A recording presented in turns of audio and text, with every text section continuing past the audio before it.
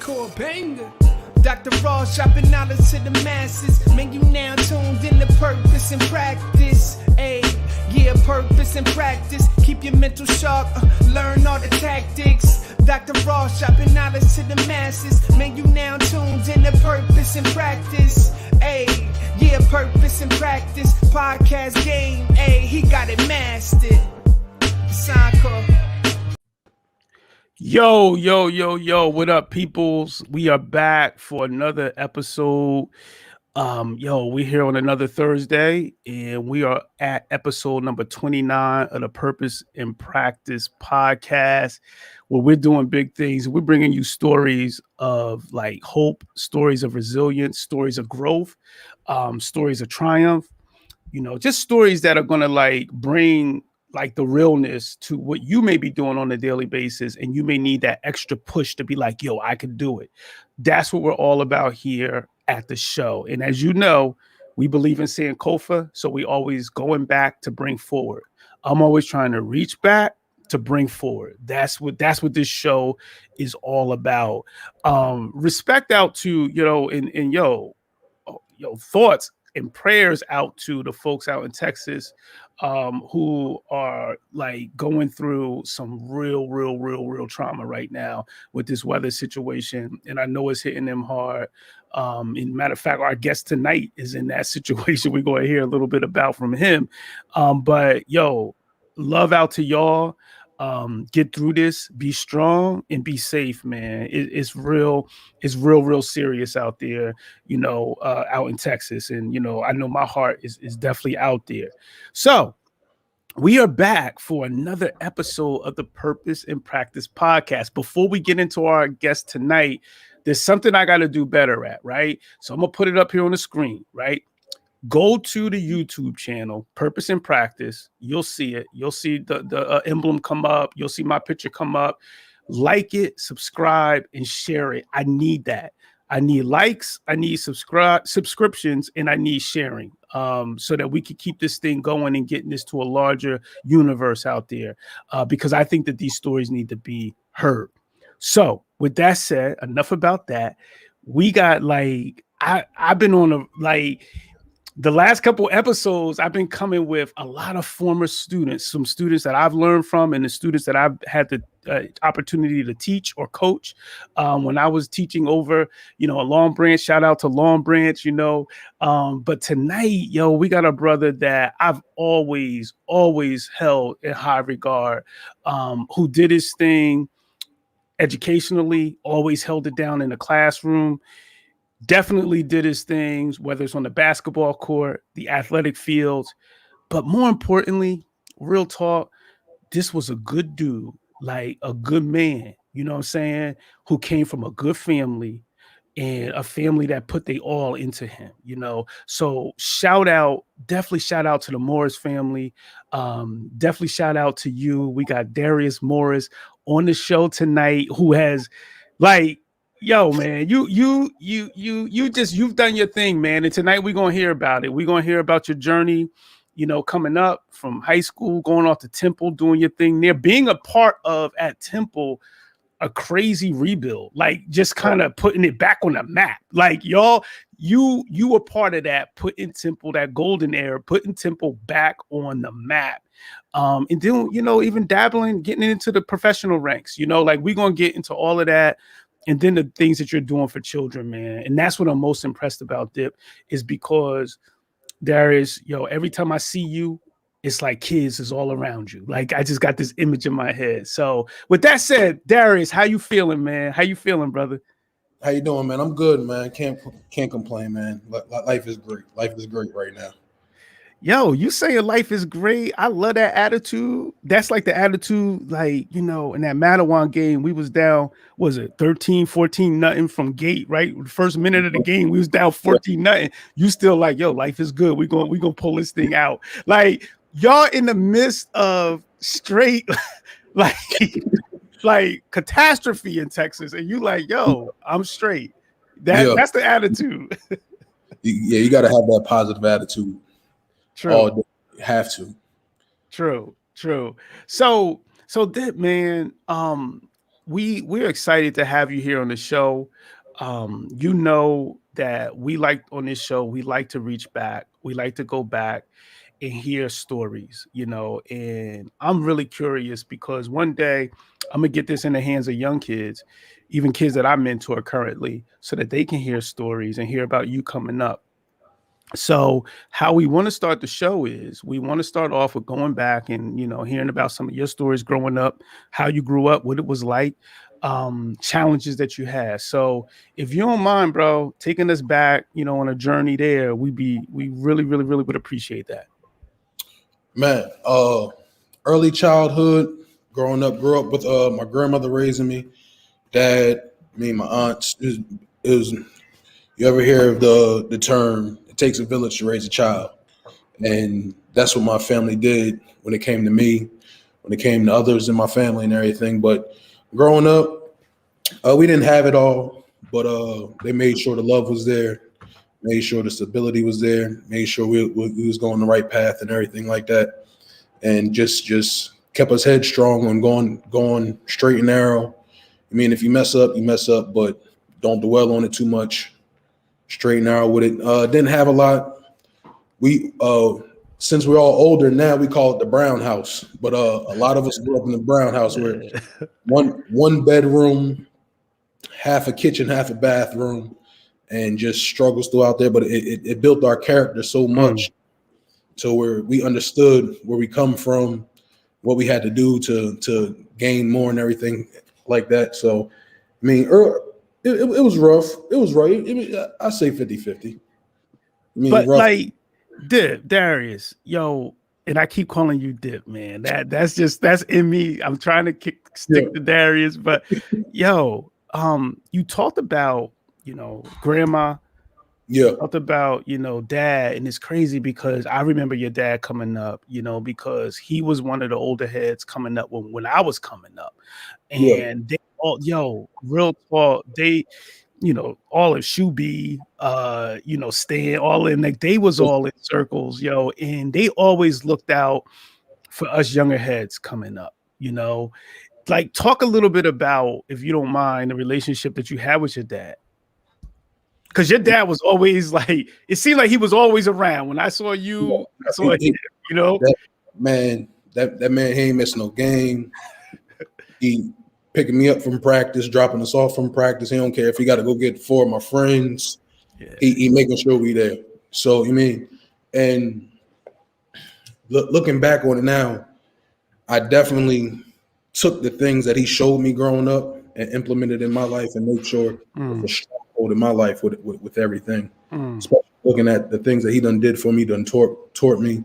It's definitely a main thing in my life. Yeah, man. I always remember that. And that was even before I had the opportunity to be on the coaching staff on the football team you was on at the high school level. It was just like growing up, whether it was behind the center, whether it was just out, you know what I'm saying? Like it was always, seeing you and seeing dad. So, I wanted to bring that, to salute, to your pops, man. Cause, from as far as I can go back, I always remembered that connection, always remembered that relationship. He got to college, didn't miss a college game, made sure I was straight up there. Yeah. So definitely hats off. Yes. He definitely 10 toes down on the father role. Word, man. It was always supportive, even the coaches, like he always was, just a good man, you know what I'm saying? And that's really important when we're trying to raise sons and raise daughters, you know, to be those kind of role models. So I wanted to I was like, we gonna make sure we give our, I did the same thing when I had Felicia Clark on and Stan. I was like, I just feel like part of me owes that to them because when I was coming up, those were the older heads who were looking out for us. So I wanted to make sure we did that, get that straight. So, where you go elementary, man? Where was your elementary school? From going all the way back, went to Gregory School. Okay. I believe it's the old person's home. Yes. Went to West End.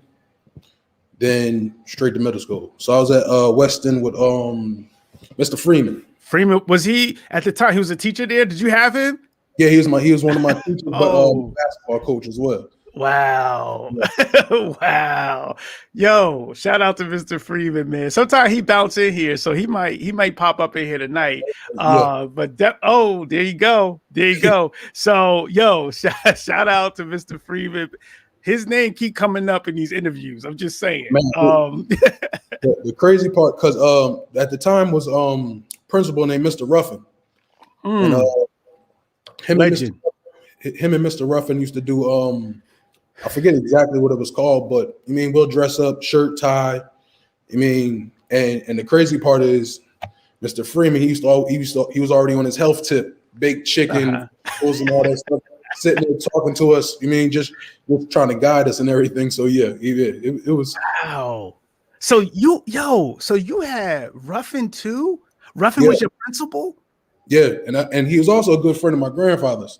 So wow, I didn't realize that. So you was blessed because Ruffin was, when I was coming up, he was my guidance counselor at the middle school. Okay. That's where I met.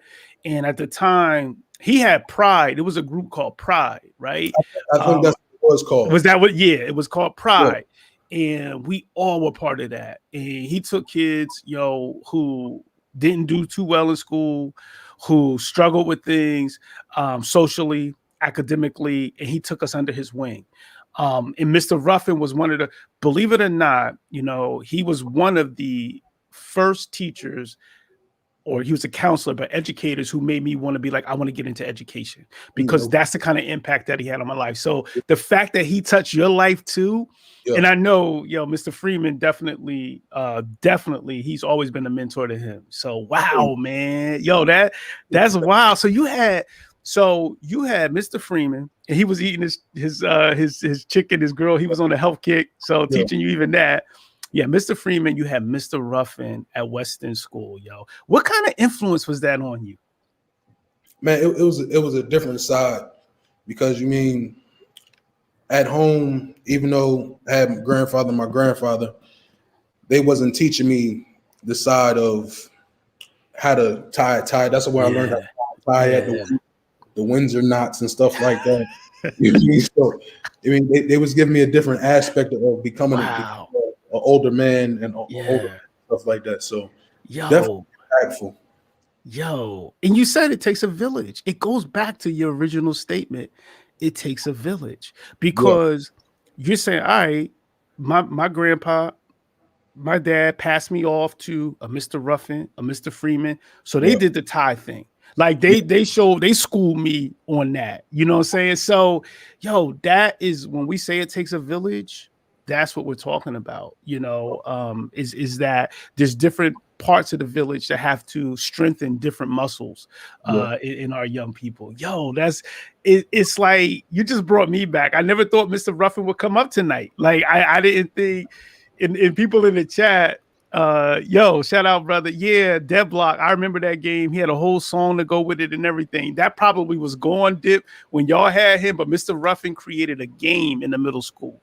It was called Deadblock, right? And real talk, we were out of control at lunch, right? We were crazy. It'd be fights. We'd be running off. Like, we'd be doing all kind of stuff.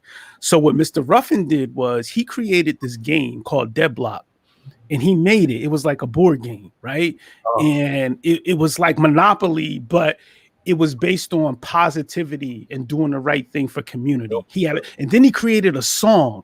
It was like, Deadblock is the game for all, summer, winter, spring, or fall. Like, it was like he had a whole, like, and if you know Mr. Ruffin, you know this, right? So that, real talk, right? No cap, that changed our whole lunch period. Because instead of us being like knuckleheads, everybody wanted to play these games. Like everybody wanted to play Deadblock. So that's what Mr. Ruffin, like his response to us being knuckleheads was like, all right, I'm gonna engage them in something and create something that's gonna engage them and distract them from being negative. And that's what he did.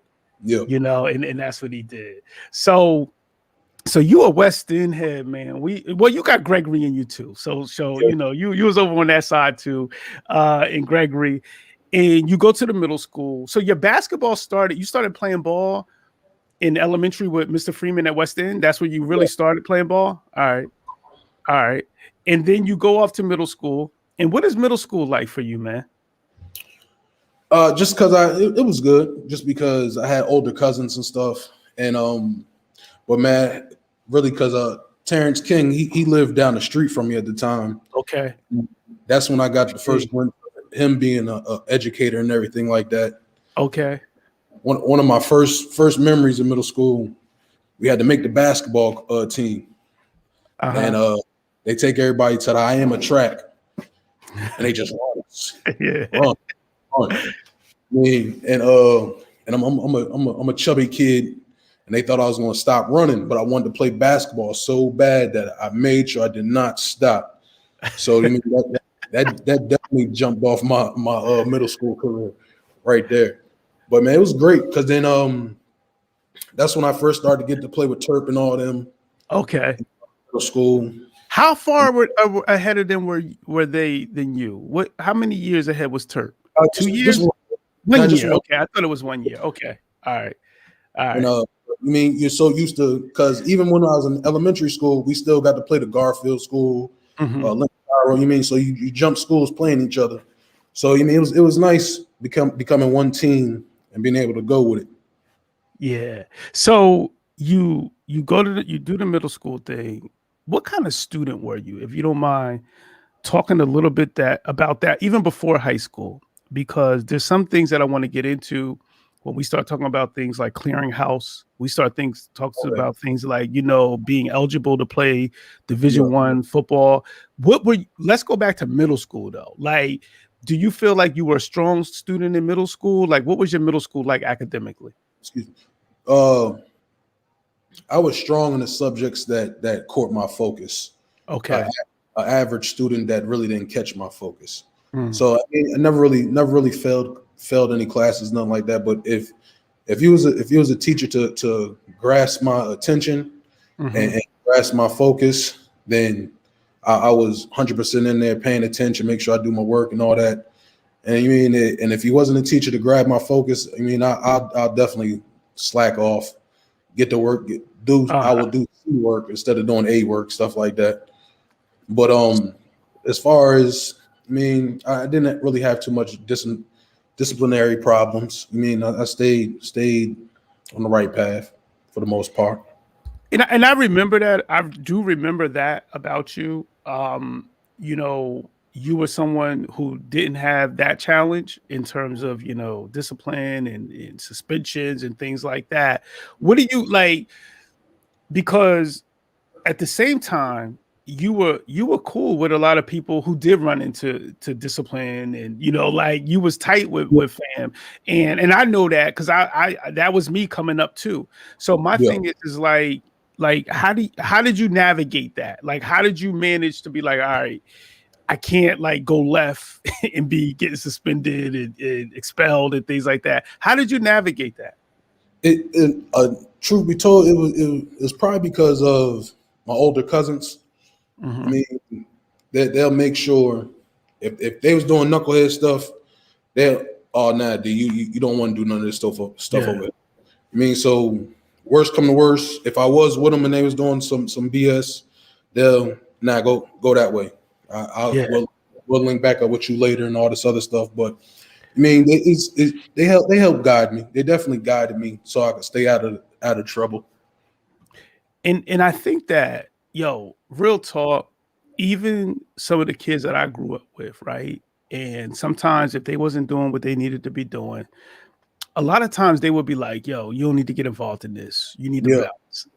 Like we've been, and it sounds like that you connect with that too, where they're like, yo, nah, this ain't for you. You know what I'm saying? Like, you gonna do this, you gonna do that. Did you have those kind of experiences too? Oh yeah, most definitely. Especially when you could definitely be getting in trouble and stuff like that. People, from older cousin Mike, Will, Dom, they'll definitely, we're gonna go this over here. You stay over here with this. We'll chill with you later on. True. That's a part of growing up in the inner city, where you wouldn't call it growing up in the hood, growing up in the inner city. A lot of times that gets left out everybody makes it seem like, oh, it's like everybody's out to get you. And it's like, but yo, people appreciate folks who are like, yo, nah, he trying to make something. He trying to do this. He trying to do that. And they push you away from like, don't do what I'm doing. Do this, do that. Yeah. And I don't think that gets enough credit in areas that we grew up in. Because it's almost like, they try to paint us as monsters and things like that. But it was a lot of folks, and you just said it, that was like, nah, dude, this ain't for you, young man. Like, this ain't for you, youngin'. You got this football thing to worry about. You got this basketball thing. You got your school thing to worry about, So you go through middle school, all right, you get to high school. And that's when I started a relationship with you and start to know like who you are, as a young man. But talk to us a little bit about like high school, what that was like for you. Oh man, I tell you the truth, high school is when especially after my 9th grade year, I realized I could do my own thing by myself, and I ain't really need to click up with these people or these people. I mean, I hung out with who I hung out with. I pretty much stayed with the older crowd, and but high school, it was just I found a sense of me, and I don't need nobody to give me recognition for this or for that. I'm good because I know I say I'm good, and I just ran with it throughout my whole 4 years in high school. Still running with it to yo. So that whole sense of self, it came in high school. That's when you start establishing that. Yeah. Wow. Yo. So did it just hit you, or was it like how did that, like, was it like a moment you woke up like, yo, I'm good with who I am? Like, this is who I am and I'm good with that. Like, was it a moment like that, or did it kind of like slowly happen? I think just trying to do what everybody else was doing in middle school, and ending up in a lot of situations I ain't want to end up in, transitioning from middle school to high school. It's like, I'm not too big for this stuff over here. Y'all going that way, I'm gonna stay over here. If I want to go over there, I'm gonna go over there. If I want to do that, I'm gonna do it. But at this point now, I don't want to do it. And you mean I can say it gradually happened. Okay. I mean, I still improve with it till this day.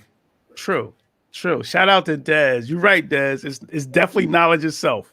You know, like a knowledge of who we are, as individuals. And then it's not only then it goes to another level of you have knowledge of yourself, and then it's that level of being comfortable with who you are. Yeah. And I'm not trying to be something or someone who I'm not.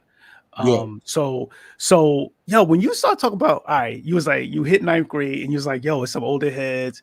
Like, explain that. Was it like upperclassmen, like juniors and seniors that kind of like you were looking up to? Is that what you mean by that? Like, yeah, I mean, because when I got to high school, man, especially in football, you had Manny, you had Ad, you had Greg Ote, you had Justin Ford, Head, and man, and just seeing how they operated on the football field and how they implemented it through the things they had to do on and off the field. Like, all right, I'm a definitely, especially Ad, like Ad, even when I was going off to college, Ad told me, man, you need to stick with it. Too many people come home from college, stay with it, and keep going with it. So just listening to guys that walk the path a little bit that I would walk.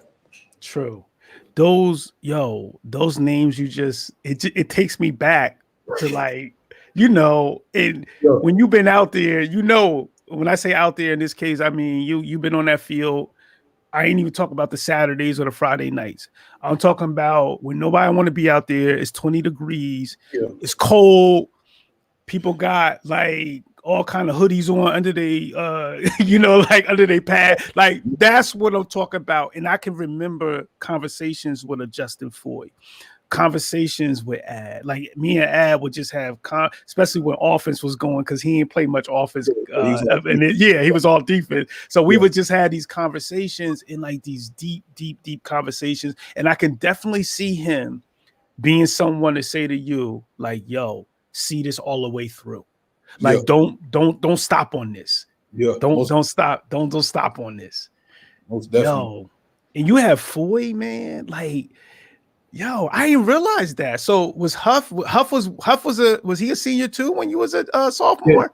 Yeah, they were seniors. Yeah. So you was surrounded. You were, yeah. Those were some heavy hitters, man. And that's another brother. Both of them, I'm trying to get on the show.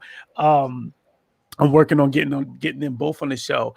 But yo, because that whole element of it was like iron sharpening iron. That's what it, that's what it was like. So parents out there, you putting your kids in youth sports, you putting your kids in sports, you're having them play sports.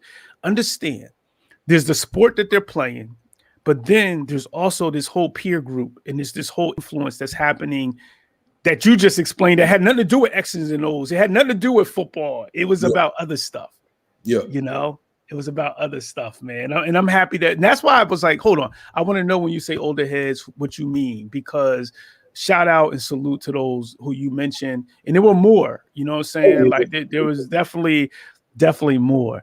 So you come up, you come on as a freshman. Let's go through academically. Yo, what were you doing in the classroom? And let me go back, right?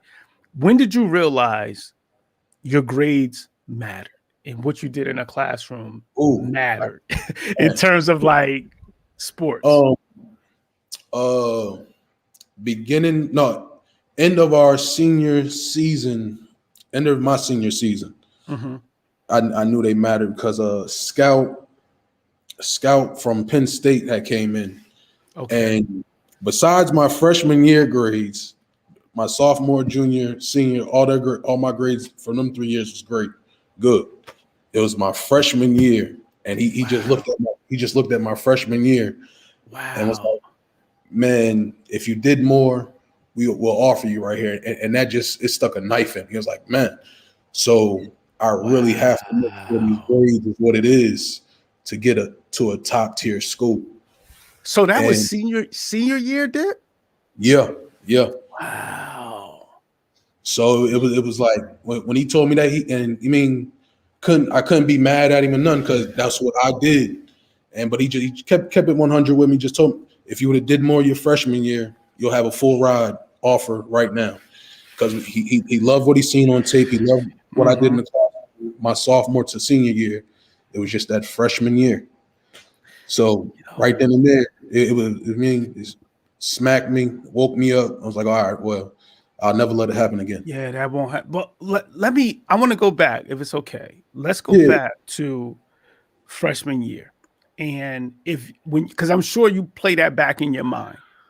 Freshman year, were you just average and lazy, or were you just like you just didn't see what you didn't see the end goal at the time? Like what was it about freshman year that you think like, yo, man, I say this for the whole 2006 class, we hit freshman year running. We hit that thing running. It was us. We ain't care about other grades, nothing like that. It was just us. But it was just me hitting it running, me being lazy, not paying attention, and just going with the flow of everything instead of putting my feet down, realizing what I was doing. And then man, because I actually had to go back and write letters to all my freshman teachers. Word? To let yeah. And, what? Hold on. So oh, shout out to 2006 is in here heavy right now. Like people like throwing stuff up, got dip laughing. But yo, what?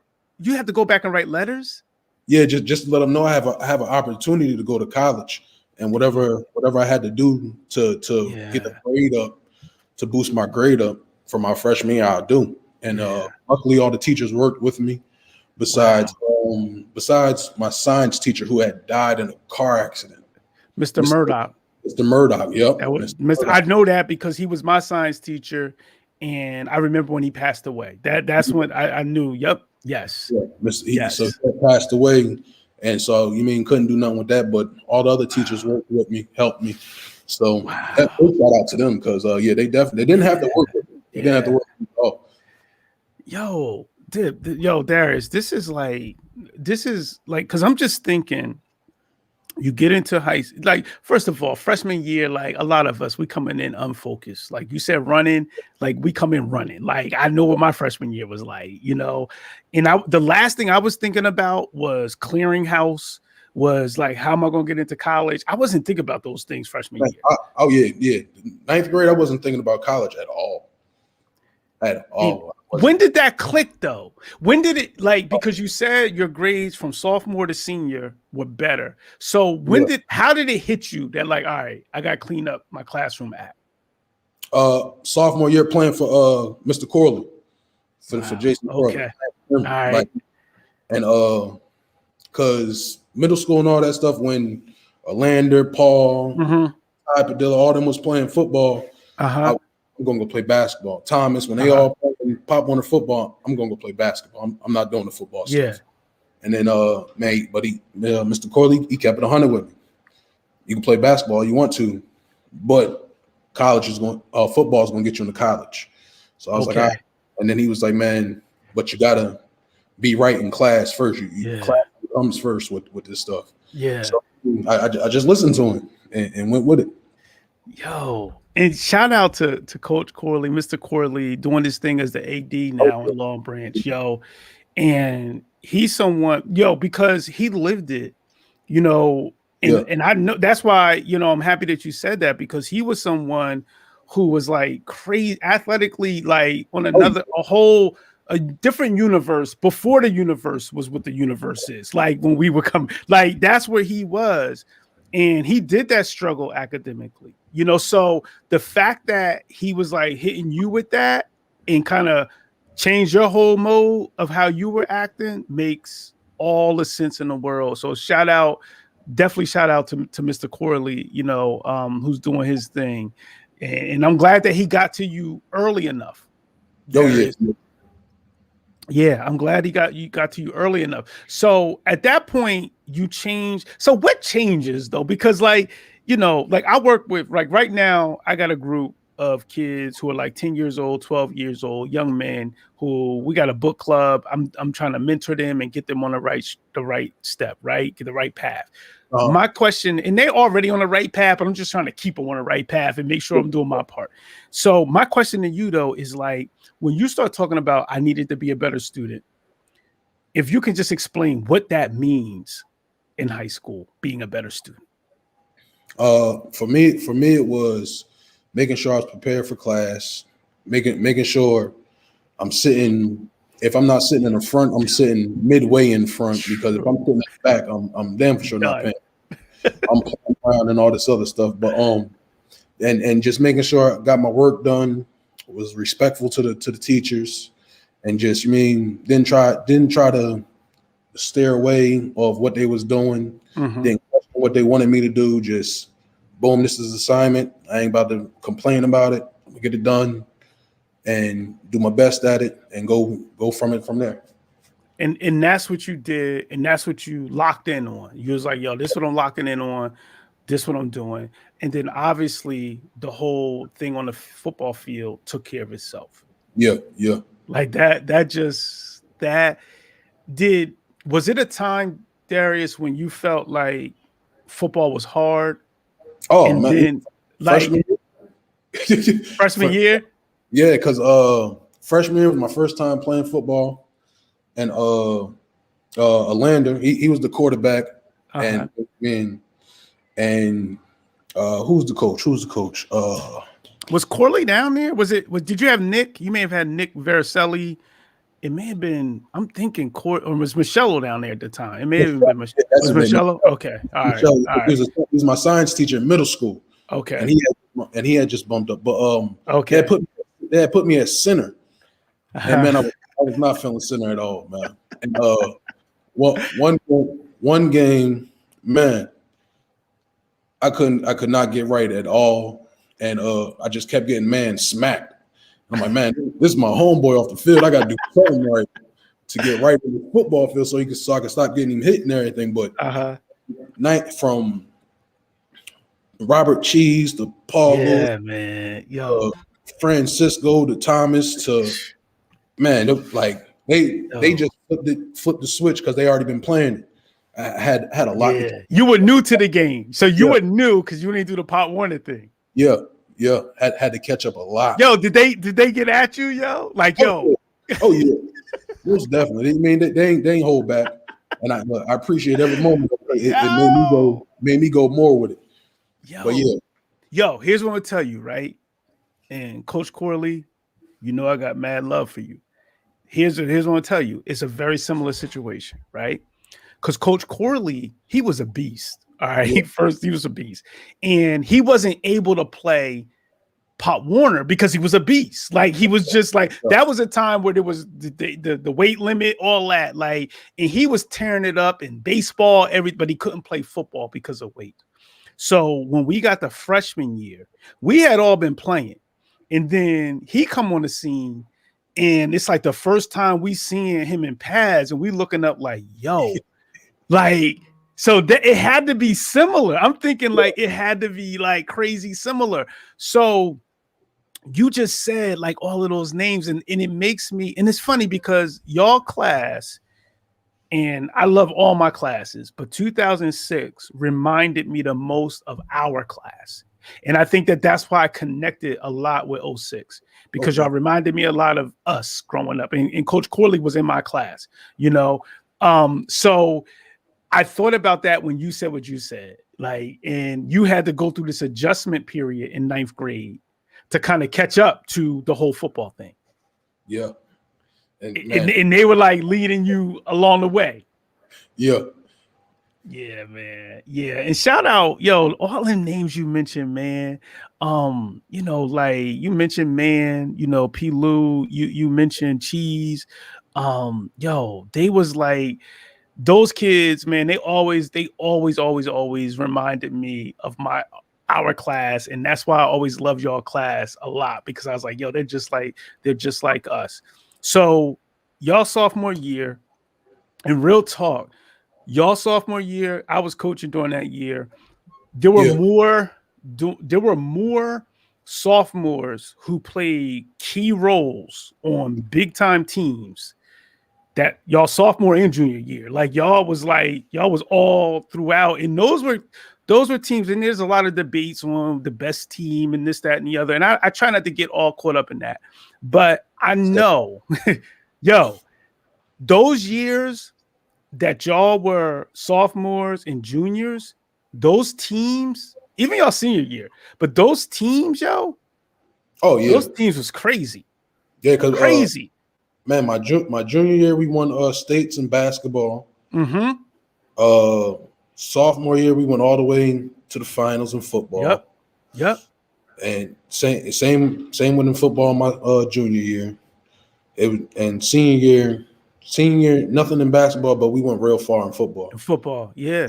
Y'all had a run. I don't know what year was the New Brunswick year for y'all. I think that was y'all sophomore year. Y'all were young. Y'all were babies. Yeah. Dwayne Jarrett. Yeah. Yes. And he took a 95-yard burst on us. Yes. Yes. And y'all played, y'all was on a field in that game. Yeah. Yo, in real talk, and a lot of people don't talk about this, but looking back, even on their team, there were 2 pros on that damn team. Like the kid Casillas ended up playing for, I think, the Giants, and Dwayne Jarrett did what he did. Yeah. And then you was on that field. You know what I'm saying? Like you were on that field. So there were pros on that field that day. And y'all really, and y'all were young. Y'all were sophomores on that team. Y'all were sophomores, and I never forget that. Y'all was holding it down. And then what y'all did that one year, you know, and shout out to Mattawa. I work in Mattawa now, and every time I'm into high school, I'm thinking about that game. Like what y'all did that year. Was that your senior year or junior year? That was your junior year, right? For Mattawa? Yeah. Yeah, my junior year. Yeah. Y'all. because Brad caught an interception that game. Mm-hmm. It was crazy. Yeah. And Miguel. Yep. Yeah, that was a crazy, crazy game.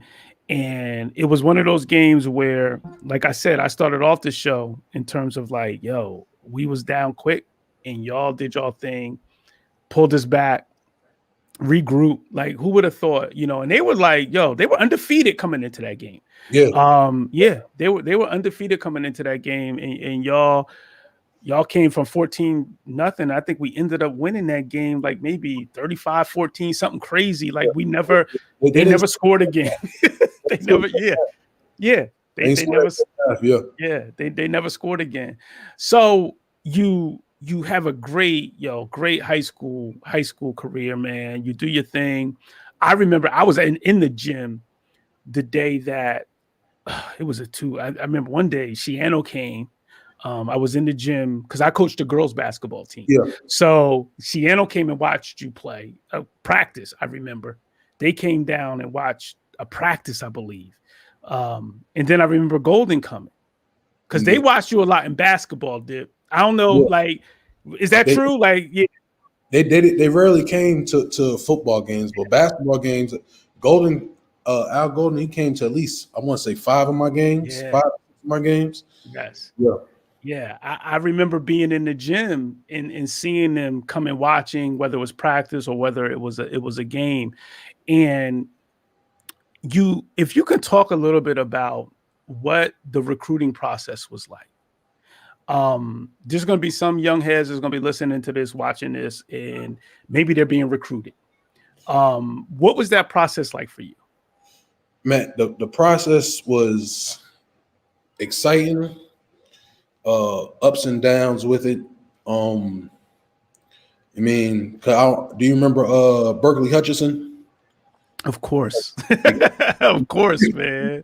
Of course, another GOAT. Like, yes.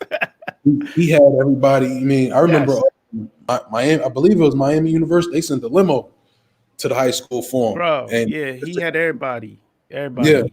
So I got to see glimpses of that, and but it was exciting. It was exciting, and but when you really get into it makes you go up and down. It makes your confidence go up and down. Makes the person go up and down just because now everything that you do withholds your future.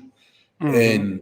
And sometimes you don't get picked by schools that you want to go to, or you might have to take a different route to get to the school that you want to go to, or a different route to get to Division I, Division II, whatever it may be. But the whole it's a good journey. I learned a lot on the journey, just off of the fact that in the start of my whole recruiting process, I used to go to Coach George's office and get boxes of letters. Yeah. Man, I thought I was the man, like I don't know what, until I learned how they really do it, and I was like, all right, that's really enough. Yeah. But basically, all they do is type in your height, weight, and if you meet that requirement, then you can get a letter.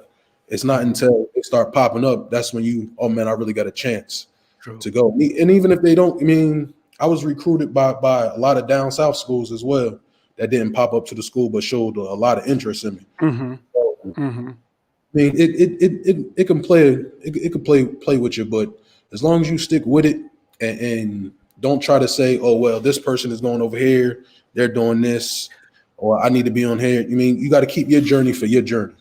Yeah, that's what I was going to ask you, if you don't mind, Darius, explaining to us, like, when you were coming up, were there some folks that you were looking to the right, looking to the left, like, all right, did they get an offer? Or, like, who's interested in them? Man, No Show Marino was coming out the same year I was coming out. And it was a dude by the name of Chris Melvin that did a lot of Yep. He started a lot of that, the scouting. Yep. He got us to do, me, him, No Show Marino, Thomas Ellis, and it was one more other person, but we did a top 100 thing. I remember that. Yes. And then I had got picked for All State, but I didn't go because prom was the night before. I was like, no, I'm not missing the prom. I'm not, I'm not missing prom. So did that, but did all that stuff, and it was just I can't even put it in the words for real, but it was exciting. And did you so you have all of that, right? All that in high school. Letters are coming, people coming to the school, it's real. You mentioned people like Berkeley. Yeah, Berkeley definitely. Listen, Burke had folks at the school. You had folks at the school. Burke had Pete Carroll calling. It was serious, right? So you do all of that. You have these calls coming, and you end up saying that you commit to Temple, correct? Is that how? Is it? So what was it about? Go ahead, talk. I just want to hear more about that. I first had verbally committed to Cincinnati. Okay. And, I mean, through Al Golden popping up at games, calling, checking on me through my grandmother and all that stuff. And then my grandmother, when she told me she wanted to move to Cincinnati for me to go to, I was like, no, I'm not. That's too much. Yeah. And then, but Golden kept showing respect. I was like, man, I'm gonna go to Temple. And from telling the Cincinnati coaches I was going to Temple, man, they was mad. Oh man. Hold up. Do you remember who was the head coach there then? Because they was doing their thing. That's probably when Harold was there. They had a team. Yeah, I'm trying to think who they had. Man, they were decent though. They had a big name coach. I know everything there during that time. If it was during the time, yeah. So you told them no, and they was mad. Yeah, man, they was extremely mad, especially the defensive offensive line coaches. They was extremely mad at me. But you mean I stuck with Temple, got the Temple, and when I first got the Temple, I was like, man, this is the worst idea that I ever could have a day in my life. Why? Talk to me about that. First day at Temple, we get to the football facility. If you drove your car there, so we had a 2-hour meeting. We had a 2-hour meeting inside the football facility. If you drove your car there, by the time you got out of that meeting, your car was already on bricks. It was like, yo. Car was already on bricks. Like, man. I was like, all right. So got out of the meeting. I was like, yeah, this is not going to be that movie conference at all. This is not sitting on the lawn reading a book. It's none of that. Because you were there straight, yo. Yeah, you were Broad Street right here, like you in the hood. Yeah. It's like yeah. But after a couple of weeks, man, it was great. And that's when you was like, but it took that, because a lot of times, yo, Darius, real talk, and those of you out here listening, right? You could have an experience like that. And that one single experience could be like, yo, I'm out. I'm out. And your whole life changed. It happened several times when we was holding recruiting parties and all that stuff. And guys from California, guys from Florida, guys from Texas will come and visit Temple. And this is Temple. And legit won't even call home and leave the very next day. Don't want no parts of it. So you gotta be a type of person that want to and go through the things we had to go through. And that's what it's funny, because I remember and it's funny, what's the name? Coach Mamano just popped up talking about, it was Mark D'Antonio. I don't know if he was the coach when you were coming through that, or it was Brian Kelly. But they were at Cincy. But I remember and Coach Mamano may have been us together. We went down, took Mike Bland down to Temple. I think it was Mike Bland down to Temple. And we went to see, we saw a game and everything, like down there, whatever. Did, like, when you were taking recruits out, like, what was y'all doing? Like, because when we took him down there, we went to the game, and it was actually cool because it was at the Philadelphia, it was at the stadium. It was at the stadium where the Eagles play right now. That's where they actually played their game. So when you were like hosting recruits, what was that like? Like, how was you trying to convince them, like, yo, nah, y'all need to be out here? Man, from David Busters. I mean, you try to put them around, try to put them. I mean, let them see the females and Yeah. different food spots. But it was you definitely had to navigate, because you go to one wrong party in Philly, you end up in the hood party, and that you can flip around in a heartbeat where you don't want to be. True. But I mean, for the most part, we kept it good, kept them going to games and all that stuff. If it was a Phillies game going, we was allowed to take them to a baseball or a football game or a basketball game and stuff like that. Yeah. So, and then Temple, they have always had a great basketball program. I mean, and we'll always go there, go sit there, watch the games and stuff like that. So, you mean, just little different cool things. So you kind of underplaying it, but you play a major role, because even when we look at Temple now, I consider Temple on the map when it comes to, you know what I'm saying? When you went, I wouldn't have said that it was on the map. It was falling off. It was, yes. Temple was falling off. Yes. And truth be told, when I got there, I mean, Al Golden let us know, if we don't turn the program around within these 4 years, then there'll be no more program. Yeah. So the things that we had to buy into and the things that we had to do was very different from a program that was already established and doing well. Mm-hmm. So, and I'm talking about I remember we'll do a 10th and Diamond cleanup, where we'll do community service and clean up the whole street from drug stuff to regular trash stuff. And then he'll put our shoulder pads on and line us up in the middle of the damn thing and making us do one. Yeah. Oh yeah. Wow. I'm talking about, yeah, man, we did so much Rocky stuff. I started to believe Rocky was real, man. Word. Yeah. So it was like y'all was convincing like the whole city, like, yo, y'all on our back. Yeah, it wasn't just convincing each other that we was going to do this thing. It was convincing the city that, man, we're going to turn this thing around and get this thing going. And I mean, we definitely did. And now it's way easier for guys to get seen and noticed to get to the NFL. True. So y'all got coaches, bro.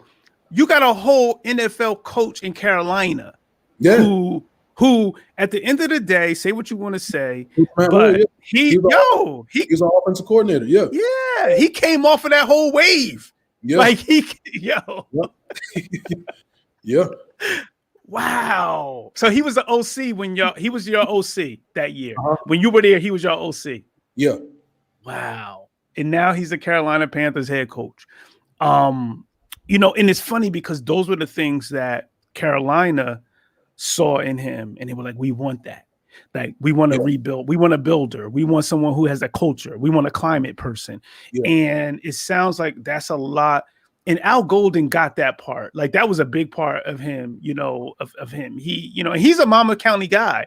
Like, that's awesome. Yeah. He's a Monmouth County guy. So you do your time, and have a great career in Temple. You do it academically. You do it on the football field. What is like the next phase of football for you? Football right now, all I do is grab young guys, mentor them, and get them to go to college. Mm-hmm. And man, my last guy that he's probably the most proud case that I have gotten into college so far. But young kid, I met him just because he wanted to box one day, and all my athletes was boxing, and he pulled up, asked can he box, let him box. And this guy, I'm talking about, he 6'6", he hold 230 with ease. And man, you don't play no sports, no nothing. And at the time, he had just got in trouble with the law, and talked to him, ended up doing all his old community service in 2 weeks. He had 1,500 hours in community service. And I'm talking about, for me talking to him and letting him know what he can do in life and where he can end up in life. Mm-hmm. He did 1,500 hours in 2 weeks. Plus going to work.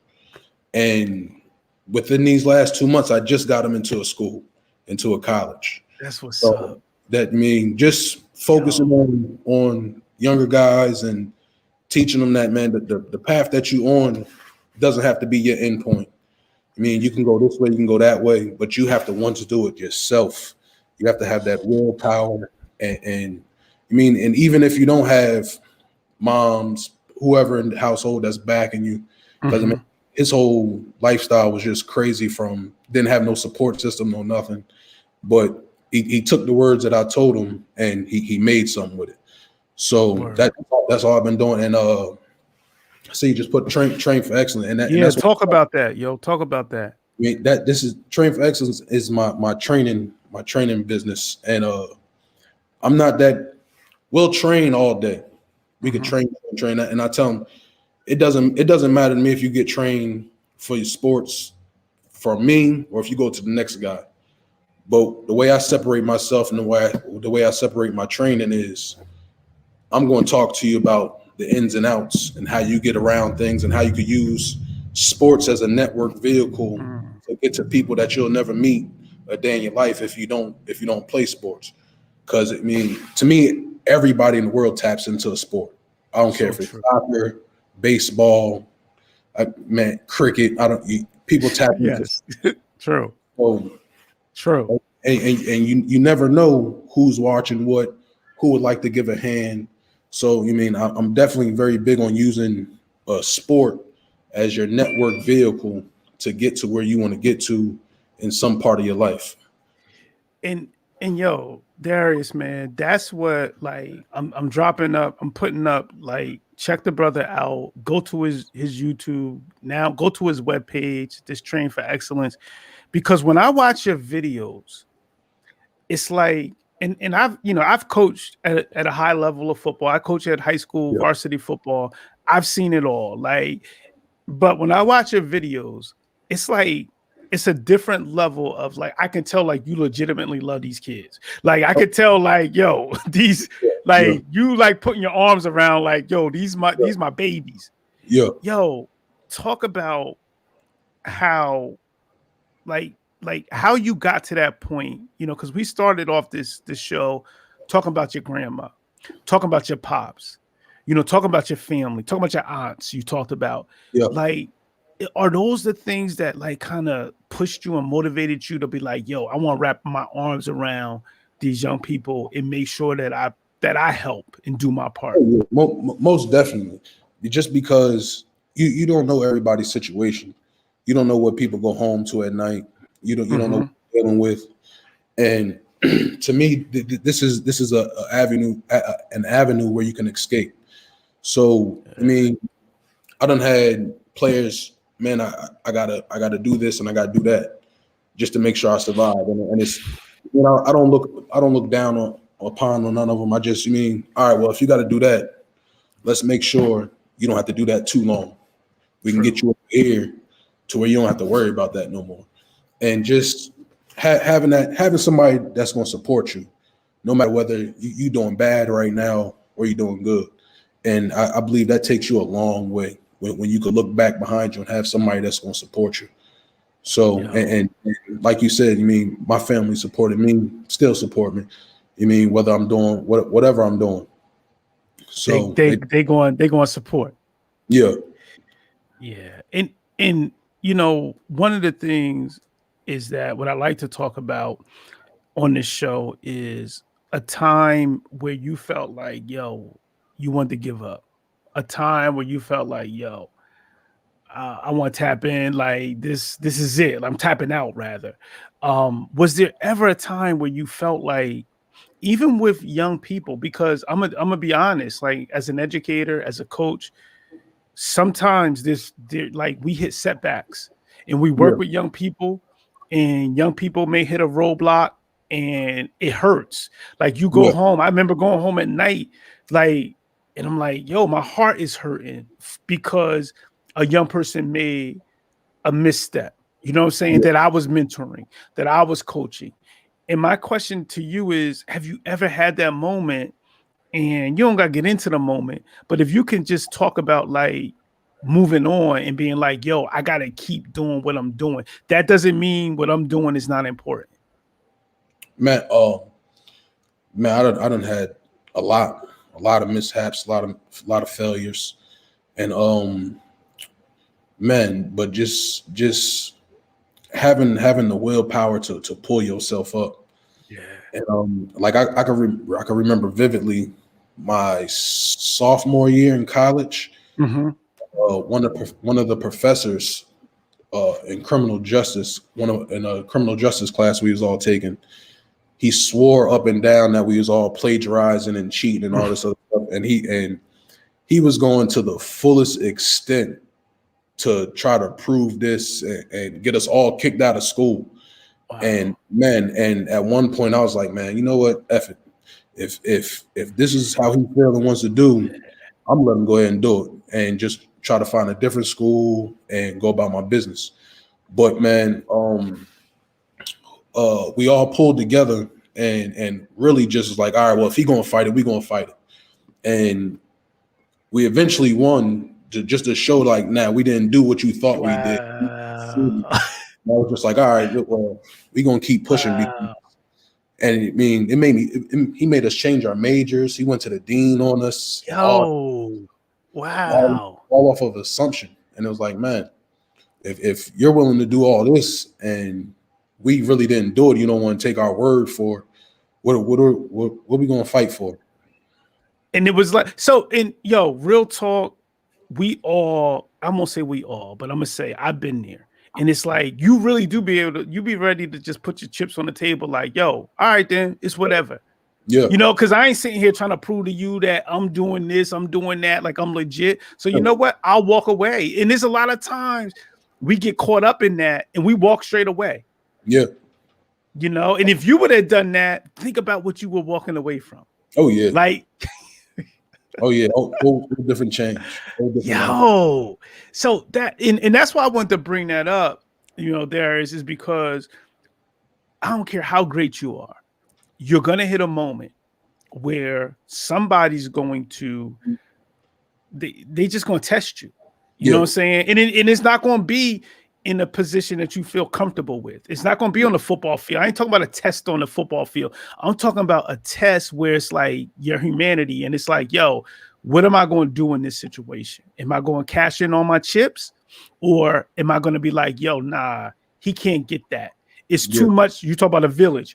It's too much in that village that I got to be like, I got a hold on my back now so I can take it to the next level. Yeah. You know, and it sounds like, yo, real talk, it sounds like that's what you did. It was like you wasn't tapping out on that. I called home and everything already. Hey, I gotta look for a different school, talking to my grandmother about it. And it was just like, and she was, well, if you didn't do it, I mean, show them that you didn't do it. So it was, pushed on through with it. But like you said, I mean, if you take that and you walk away with it, I mean, you stay there for extra 30 minutes. You don't know what happens. No, you never, ever know. It's a lot of community who came out tonight. Shout out Naheem, you know, like I talked earlier about standing on shoulders and know some shoulders that I stood on. I want to talk about this because this is important to me, Darius. I feel as if I'm going back to Long Branch now. You all the way out in Texas, right? You've done your thing, man. You've competed at high levels professionally. You ain't even get into that. Like you've been on a professional level, and you're very humble because you ain't even go there. Like you ain't even go there. About the whole professional football thing, yo. Man, we can get into it. Because I'm setting it up to say this, right? This is what I'm setting it up to say is that there are some people in our community who've come out of the community that we've all come out. We've shared the same community that our young people who are in those communities now need to hear from. Go ahead. The summertime, because man, I done set everything up to where I'm comfortable and I can leave my business to somebody else to run. You mean, because when you first start a business, that's your baby. You got to make sure you wake up, burp it. You got to make do every last thing. for the business. So now I'm at a place to where now I can leave my baby and know it's going to be ran correctly in the way I need to run to be successful. True. Because now summer times now, we're definitely going to be in Monmouth County, in Long Branch, whole summer, from doing everything from working out to mentorship, the whole 9 yards. So this summer, we're starting this summer, matter of fact. Salute. I have a meeting with superintendents in the state of New Jersey, and I think 2 weeks from now. And part of my presentation to those superintendents of schools is going to be this platform. And I'm going to dare them. This is what I'm going to dare them to do. I'm going to say, listen, I'm going to send you a list of biographies and profiles and contact information of folks you need to reach out and bring into your communities. Because these are the stories. And when I say these stories, I'm talking about these stories that we have on this podcast. These are the stories that will inspire the young people who are in your buildings. Oh, yeah. You know what I'm saying? So you're going to be like, you're one of those stories that I want to be like, yo, I'm getting this out where you may be getting calls of like, hey, can you do a Zoom? Can you talk to, I got athletes that I want to hear your story. Because at the end of the day, fam, it's going to take stories like yours to move these younger generations to levels that maybe they don't believe in. Oh yeah, you know? And man, it's great that you're doing that, because that's going to show if the school system really cares. True. Because I mean, you could put anybody in front of kids, but those who can relate with those kids tend not to get put in front of the kids now these days. That Yo, say it for the people in the back. Like, yo, you right. And that was what you just said is the reason why that's what always motivated me to be a teacher. That's what motivated me to be a coach. Was like, yo, I just want to be somebody who these kids can relate to. That was it. Like, I wasn't even beat on being the best X's and O's coach.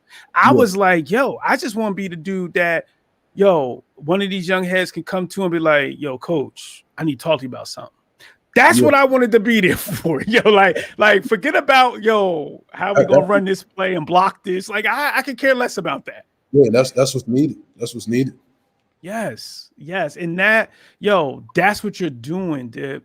And that's what, to me, that's what's changing lives.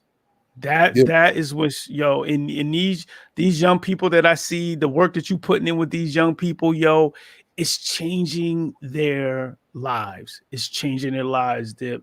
So I want to salute you, man. You like how you ain't gonna get into the whole NFL thing. Like, that's real. Like, yo, that's real humility. Somebody put it. I think it was Desiree or Heather put in. Yo, he's just humble. Like, yo, that's man. That a great experience, man. And like I tell kids all the time, athletes all the time.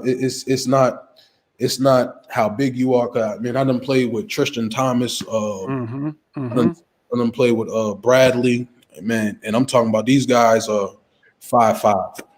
Yeah. 5'5". Yeah. Good day.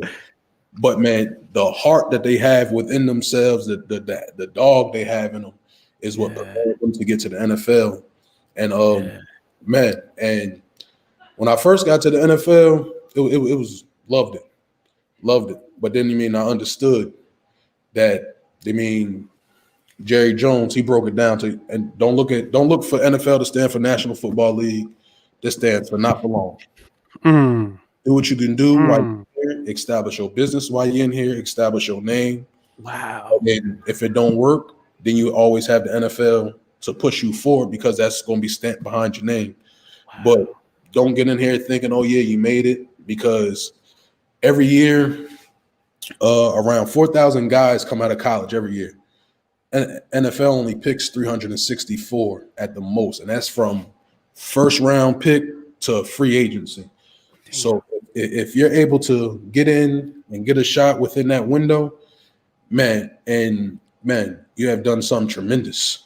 And I didn't the crazy part, I didn't understand that until I said I was done playing football, of how tremendous my opportunity was and how I seized that moment for myself and to be a part of several NFL teams. And I was able to go to the CFL and play for a couple of years.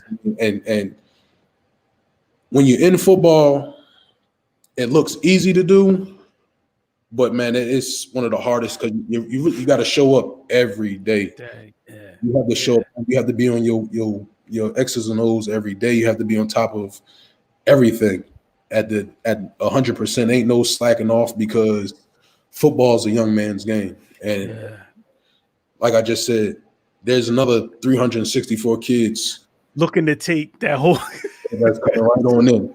So you have to establish yourself. You have to do what you got to do. And I was able to do that just because when I got in there, I know I was going to be the newer guy, but I went straight to doing stuff, community service. I booked back food drive. I mean, I'm going to go visit the Pop Warner teams and stuff like that. I mean, and instead of hitting the party, oh, all right, well, y'all do this community service stuff first. Get my name, get my face out here. Let them know I'm a part of this team. Let the team know I want to be a part of the team, and go from there. So it's definitely a different monster. Different monster. Yo, you know, it's wild, man. It's not wild. You're very humble. What you just broke down, I feel like people need to hear that in terms of, and even it being a job, because sometimes we watch on Sundays and we think it's like it's entertainment. Yeah. But to you, it's like it's a job. It's a job. And they break it down. They break it down to the I tell you like this, if you're a pound overweight, that's $1,000 out your pocket. Just a fine. It's a straight. It's not. Every time people see Cam Newton throwing the ball into the stands, it's costing him. Yeah, money's coming out of his check. You know what I'm saying? And you mean even till your sock fall down and you don't pull it up fast enough, you add a uniform. You gotta hurry up and pull that thing up. So it get real in it. That's a different part of the game. That's the other part of the game that people are not. They're not thinking about that. Yeah, and the crazy part, even in college, because what I want to do further down the line with Train for Excellence, I want to start a school, just so we have everybody under one roof and we could teach the things I like that we want to teach. Because I like that. School nowadays don't teach you what you need in life. I use from elementary to high school, even from college, I use very little of what I was taught. What you actually learn compared to what I have learned outside of school. Yeah. And if we could take it, my whole point and aspect of it, if I could take what I didn't learn in school and put it into school, man, people will be way, way better off from networking to really, like, they took all the trades out of school. So I used to do a lot of things with the schools around here, and the amount of children I have met, oh, no, I don't want to go to college. And the teachers put it in their head, well, what you going to do in life? You're just going to work at McDonald's? And it's like, you don't have to work at McDonald's. Find something different. I mean, you could become an entrepreneur. You could do this, you could do that. But I mean, it's not told in school. So if I could do that and get everything underneath one roof, then man, from sports to learning, it'll skyrocket. Yo, I'm with you, fam. And it's funny because that's what I intended this show to be. This show to be what you just said. This is the piece that you might not get in school. These are the stories that school sometimes don't make time for. Yeah. And it's important, man, because at the end of the day, when I look back at school, I think of it very similar to you. I may have had teachers, but we may have had different relationships where they taught me things that wasn't in the curriculum. And those are the things that stuck with me. You know what I'm saying? Like in that, what you're saying is that. It's like that's what that's what you're saying, man. I can't end this, Darius, and hopefully you got a couple more minutes for me. Oh no, I yeah. I yo, didn't clear the schedule, man. I can we clear my we schedule. listen. I feel like we could talk forever, but I can't end this without going over to fatherhood, without going on to what it's like being a dad, what it's like for you being a family man. Like, Yeah. because I think that that's another piece. We started off the show talking about your dad and the influence he played in your life. Can you just talk about to you what it means to be a dad? What is that like? What does that mean to you? It's the greatest thing in the world. It's the greatest thing in the world. Just off the fact that you get to see what you have implemented into your children, and whether or not they use it right then and there, but they have it within them, and you get to watch them grow from age to age. From all right, well they messed up over here. Well now they know, boom, they know how to go about it themselves and all that stuff like that. So to me, it's the greatest thing in the world. I make sure I'm around for every moment I could be around, just off the fact that I don't want to miss it. Don't want to miss it because when I was playing football, I was missing a lot. And now, man, I'm talking about my kids who want to play tag. Man, we going outside and playing tag, man. I'm the only adult running through the neighborhood, chasing kids, playing tag with them. But man, it's definitely the best feeling in the world, especially when you get to share your kids' accomplishments with them, and you get to see what you have taught them, and you get to see them use it for themselves without you telling them to. True. So True. It's great. I thank you, man. And there's a lot I can learn from that.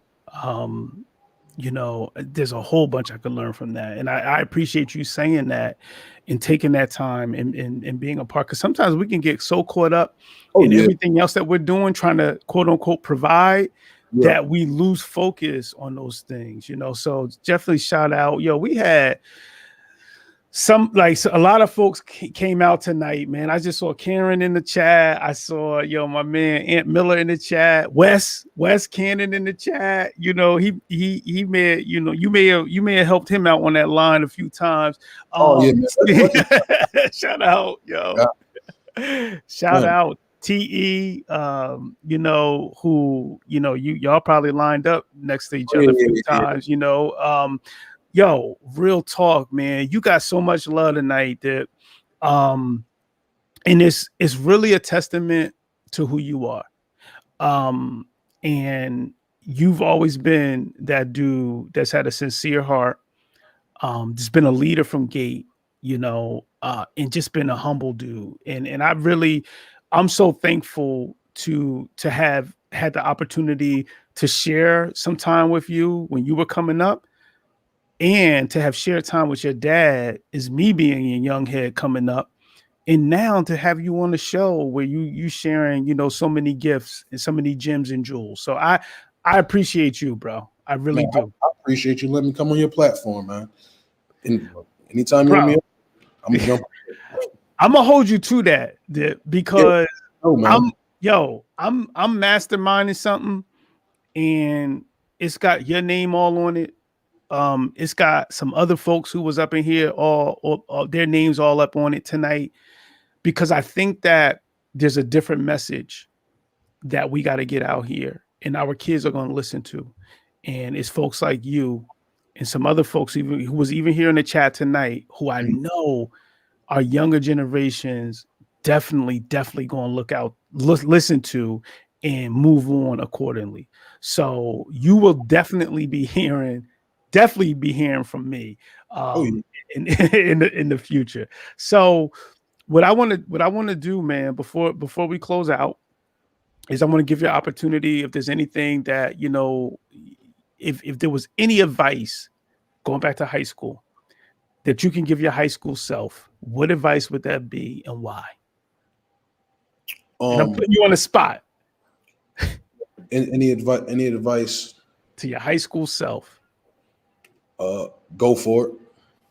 And I say that just to say this because in high school, when I knew when I knew who a certain person was or their status and all that stuff and what they could do for me or what we could do together and all that stuff, I stood quiet on it instead of networking, picking their brain and just talking to them and see what would happen and stuff like that. So I go for it. And anybody that's young, go for it, because you got your 20s and you party a little bit, but definitely set your plan up in your 20s so you could execute it in your 30s and be chilling by your 40s. Yo, I love that. Because when you're in high school and all that stuff, some adults might intimidate you because they done did this, and this, and you might not think this adult had been through this and up, but you'll never know unless you go for it, talk to people, and find out if they can help you or not. Anything like that. So just go for it. Don't be scared to talk. Holler at everybody you got to holler at, and whether it's a no, yes, at least you did it, and Word. You could build from that. So, word. That's definitely heavy. That's heavy talk. Yo, I'm learning from that because there's sometimes I'm sitting on the sideline like, should I be going a little harder? So I don't even. That's something for all ages. Like that. Yeah. Go for it, and don't sell yourself short. Yeah, it's all for you. This is all for you. Like you gotta have that in mind. Like, this is all for me. So I love that, man. Because I'm even 80 on here. I'm even like heavy into that. I'm heavy into that. You just blessed me. So with that said, 06 was heavy in here tonight. And shout out to everybody who came into the chat. Yeah, man, everybody stop. It was mad love. You had mad love tonight, Dip, which is deserving. Is really, really, really deserving, man. And keep doing the things that you're doing. And I'm definitely gonna be reaching out to do more with you and make sure that I'm doing my best to connect you to the young folks that I think that you need to be connected to. So with that said, everybody coming through. I can't even stop the show. I'm like, is people coming up? Like, Kev Richardson coming up. Y'all whole O-line coming up. Type.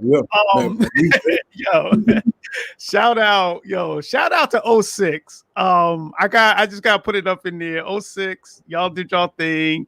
One of my favorite all-time favorite class, probably the class that reminds me of my senior class the most.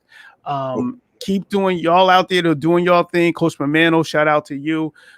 Keep doing y'all thing and keep bringing the heat in all of those different areas that y'all bringing it, because it's real talk. It's all love. So with that said, oh man, they talk about your nickname. See, this is where TE like, tell him how he get his nickname.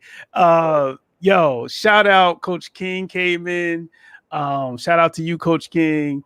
Heather up in here, Dez up in here. It's deep. John Howard up in here, my boy. We're gonna get him on the show too. We're gonna get all y'all on the show. But real talk, salute to you, Darius, Dip. Keep doing your thing. We'll get into that, how you got your nickname, on the next episode. I'm gonna say that for the next episode.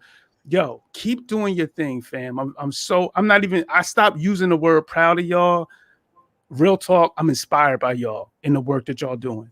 I'm inspired. I'm straight up inspired. So keep doing that work, putting in that work.